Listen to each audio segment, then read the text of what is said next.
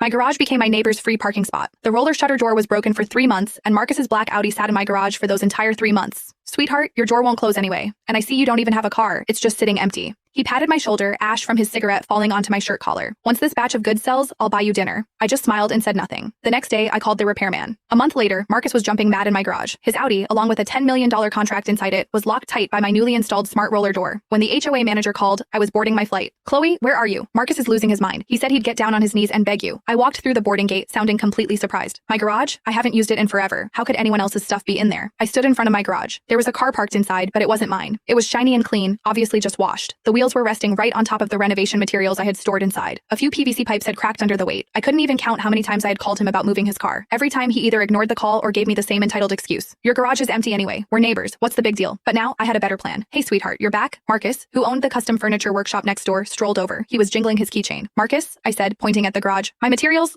Oh, that's nothing. He waved his hand dismissively. Your door is broken anyway, right? It's just wasting space. My shop has been crazy busy lately, and I had nowhere to park. So I used your spot. There it was again. He said it so naturally, like it was the most normal thing in the world. I stared at him in silence. Seeing that I didn't speak, he took a step closer and lowered his voice. Look, Chloe, you're letting good space go to waste. I'm doing you a favor by keeping it in use. You should be thanking me. I almost laughed out of sheer anger. I actually need to use those materials. Oh, come on. He patted my shoulder roughly. You young people take things too seriously. How much could that cheap plastic be worth? Once this new inventory sells, I'm making this much. He held up 5 fingers. When that happens, I'll buy you the best materials, and I'll take you out to any restaurant you want. My treat. With that, he actually opened my storage cabinet inside the garage, took out a bottle of mineral water I had left there, unscrewed it, and took a drink. Nice water. Sweeter than the stuff I have at home. I bit back my words at his smug expression. Arguing with someone like him was pointless. In his world, whatever he wanted was already his, and anything he took was justified. All right, I nodded. You have a point. Marcus blinked, then burst into a loud laugh, slapping my back hard. That's what I'm talking about. Good girl. You get it. He walked off, satisfied. Before leaving, he even swiped a fresh pack of screws I had left on top of my toolbox. The moment I got inside my house, the smile wiped off my face.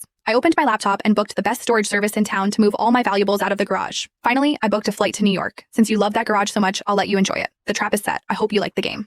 I sat by the floor-to-ceiling window of my hotel room, holding a glass of champagne. My phone screen was lit up, showing a live security feed of my garage. To make sure I didn't miss a thing, I had secretly installed several HD cameras covering every single angle before I left. On the screen, Marcus's car was still parked comfortably in my garage. Not only that, but several boxes of his inventory, looks like unsold lighting fixtures from his shop, were now stacked in the corner. Just then, his wife, Brenda, waddled into the frame, carrying a massive cardboard box. She shoved it onto the top shelf of my unused bookcase. She even used her sleeve to wipe the dust off the shelf, looking around as if she owned the place. She spoke into her phone, her voice coming through the mic crystal clear. Marcus said this neighbor is a pushover. She doesn't care at all, so we can use the garage however we want. Since her cheap door is broken anyway, we might as well take advantage of it. I took a sip of my champagne, feeling incredibly pleased. Perfect. The prey was walking straight into the trap, and I was hundreds of miles away. Over the next few weeks, I watched my garage turn into